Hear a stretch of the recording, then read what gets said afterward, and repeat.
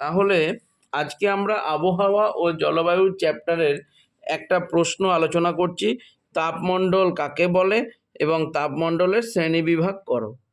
ঠিক আছে, তাহলে তাপমণ্ডল কাকে বলে না, এইটা যদি আমাদের পৃথিবী হয়, এটা যদি নিরক্ষরেখা হয়, এটা যদি মেরু হয়, তাহলে নিরক্ষরেখা থেকে মেরু অঞ্চল পর্যন্ত সূর্যের আলো পড়ে। কোথাও লম্বভাবে পড়ে, কোথাও হেলে পড়ে তির্যকভাবে, কোথাও অতি তির্যকভাবে পড়ে। যেখানে লম্বভাবে পড়ে সেখানটায় বেশি আলো হচ্ছে এই জায়গাটা, তারপরে যেটা একটু হেলে পড়ছে কম, যেখানে আরও একদম হেলে পড়ছে সেখানে আরও কম, সেটাকেই বলা হচ্ছে। এর ফলে কি হয়, উষ্ণতার তারতম্য হয়, কোথাও তাপমাত্রা বেশি হয়, কোথাও তাপমাত্রা কম হয়, ওটাকেই বলা হচ্ছে তাপমণ্ডল। তাহলে তাপমণ্ডল কাকে বলে বোঝা গেছে না, নিরক্ষরেখা থেকে মেরু পর্যন্ত সূর্যরশ্মির পতন কোণের ওপর ভিত্তি করে যখন পৃথিবীর বিভিন্ন স্থানের তাপমাত্রার কি বলবো বিভিন্নতা লক্ষ্য করা যায় বা বৈচিত্র্যতা লক্ষ্য করা যায়, তাপমাত্রার পার্থক্য লক্ষ্য করা যায়, ওটাকেই বলা হচ্ছে তাপমণ্ডল। প্রধান তাপমণ্ডল আছে তিনটি, তোমরা মনে রাখবে প্রধান তাপমণ্ডলের সংখ্যা হচ্ছে তিনটি। এইখানে একটা ভালো জিনিস তোমাদের শিখিয়ে দিই, এটা মনে রাখলেই হয়ে যাবে। পৃথিবীর প্রধান প্রধান অক্ষরেখাগুলো নিশ্চয়ই তোমাদের মনে আছে, একবার দেখিয়ে দিই। 0 ডিগ্রিটার নাম কি? নিরক্ষরেখা। তারপরে এই ওপর দিকে আছে 23.5 ডিগ্রি উত্তর, এর নাম কি? বলো, কর্কট ক্রান্তি রেখা। তাহলে সেম একইভাবে আছে নিচেতেও 23.5 ডিগ্রি দক্ষিণ, এর নাম কি?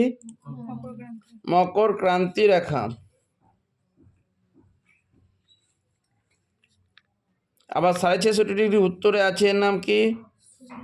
বলো, সুমেরু বৃত্ত রেখা। সুমেরু বৃত্ত রেখা, ঠিক আছে। তাহলে সেম একই জিনিস হবে, নিচের দিকেও আছে 66.5 ডিগ্রি দক্ষিণ, কুমেরু বৃত্ত রেখা, ঠিক আছে। আর এই উপরে আছে 90 ডিগ্রি উত্তর, এর নাম কি? সুমেরু কি না, রেখা নয়। এরকম করে বৃত্তগুলো গোল হতে হতে না লাস্টে বিন্দুতে পরিণত হয়, তাহলে এর নাম হবে সুমেরু বিন্দু। আর এইদিকে 90 ডিগ্রি দক্ষিণ আছে, এর নাম হবে কুমেরু বিন্দু। এবার কি হচ্ছে, এটা সূর্য আছে, এরকম করে ধরো সূর্য আছে, সূর্য নিরক্ষরেখা এবং তার আশেপাশের অঞ্চলে লম্বভাবে কিরণ দেয়। তোমরা ভাবো একটা টর্চ লাইটটাকে যদি এইভাবে মারি, লম্বা করে মারি, দেখবে অল্প জায়গায় পড়বে কিন্তু আলোটা পুরো যেখানটায় পড়বে সেখানটায় অনেকটা গরম করে দেবে। আর টর্চ লাইটটাকে যদি একটু হেলিয়ে মারি, অনেকটা জায়গায় আলো পড়ে কিন্তু সেই জায়গাটা গরম হবে না। আরও হেলিয়ে মারলে আরও অনেকটা জায়গা আলো হবে কিন্তু গরম হবে না। তাহলে এইখানটায় যেহেতু নিরক্ষরেখা এবং তার আশেপাশের অঞ্চলে সূর্য লম্বভাবে কিরণ দিচ্ছে, তাই এই জায়গাটায় গরমটা খুব বেশি থাকে।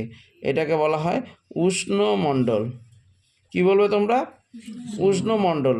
তাহলে কি বলবে, নিরক্ষরেখার উভয় দিকে 23.5 ডিগ্রি উত্তর থেকে 23.5 ডিগ্রি দক্ষিণ অক্ষরেখায় সূর্য লম্বভাবে কিরণ দেওয়ার জন্য এই অঞ্চলের তাপমাত্রা খুব বেশি হয়, এটিকে বলা হচ্ছে উষ্ণমণ্ডল।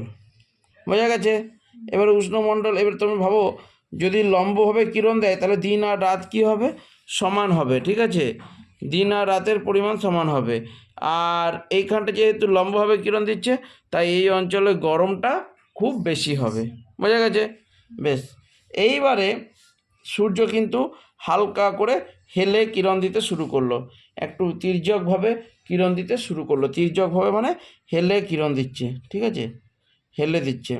তাহলে যদি হেলে কিরণ দেয় বা তির্যকভাবে কিরণ দেয় তাহলে এইগুলোতে কিন্তু গরমটা কিন্তু কমবে, এর থেকে গরমটা কমবে, একটু গরমটা কম হবে এই জায়গাতে গরমটা একটু কম হবে। তাহলে খুব বেশি গরমও হবে না, খুব বেশি ঠান্ডাও হবে না। এই অঞ্চলটিকে বলা হয় নাতিশীতোষ্ণ মণ্ডল। কি বলছে? নাতিশীতোষ্ণ মণ্ডল। তাহলে এটাও কি নাতিশীতোষ্ণ মণ্ডল। এবার সংজ্ঞা কীভাবে লিখবে, নিরক্ষরেখার উভয় দিকে 23.5 ডিগ্রি উত্তর থেকে 66.5 ডিগ্রি উত্তর এবং 23.5 ডিগ্রি দক্ষিণ থেকে 66.5 ডিগ্রি দক্ষিণ অক্ষাংশে সূর্য তির্যকভাবে কিরণ দেয়। তার ফলে পৃথিবীর সেই অংশটি খুব বেশি গরম হয় না, তাপমাত্রা স্বাভাবিক থাকে, ঠিক আছে, তাপমাত্রা স্বাভাবিক থাকে। এখানে না শীত এবং না উষ্ণ অবস্থা লক্ষ্য করা যায়, খুব বেশি গরমও পড়ে না, খুব বেশি ঠান্ডাও পড়ে না। এই জায়গাটিকে বলা হচ্ছে নাতিশীতোষ্ণ মণ্ডল।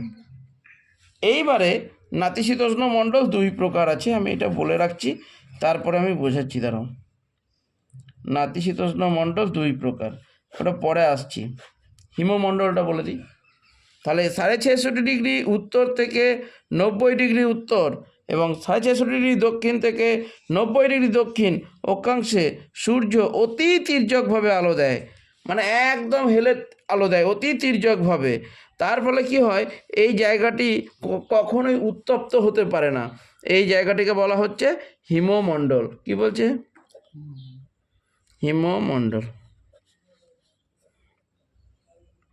এইবার তোমাদেরকে একটা জিনিস বুঝিয়ে দিই।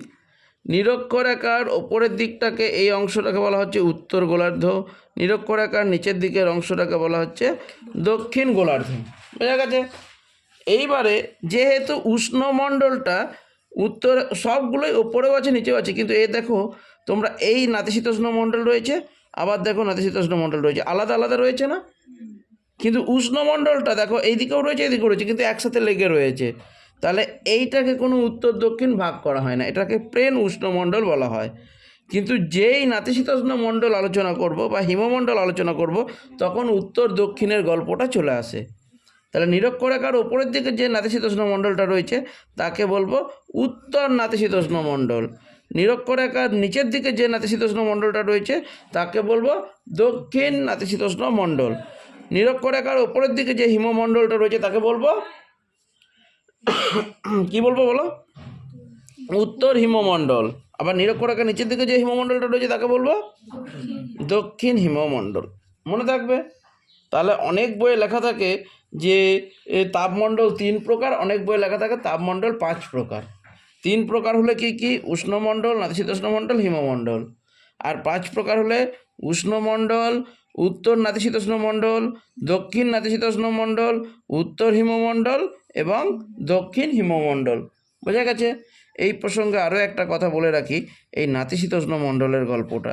নাতিশীতোষ্ণ মণ্ডলকে অনেকে আবার দুই ভাগে ভাগ করে, একটাকে বলে উষ্ণ নাতিশীতোষ্ণ, একটাকে বলে শীতল নাতিশীতোষ্ণ। কেন বলে তোমাদেরকে বুঝিয়ে দিচ্ছি। দেখো, ভাবো এইখানটায় নিরক্ষরেখা আছে, তারা নিরক্ষরেখার ওপরের দিকটা উষ্ণমণ্ডল, এইটা নাতিশীতোষ্ণ মণ্ডল, আর এইটা হিমমণ্ডল। এবার তোমরা দেখো নাতিশীতোষ্ণ কথার অর্থ কি? না শীত না উষ্ণ। কিন্তু এই হিমমণ্ডলটার কাছে যে নাতিশীতোষ্ণ মণ্ডলটা রয়েছে, হিম মানে বরফ মানে ঠান্ডা, তাহলে এইখানে ঠান্ডার ভাবটা একটুকু হলেও বেশি হবে, তাই এর নাম হচ্ছে শীতল নাতিশীতোষ্ণ মণ্ডল।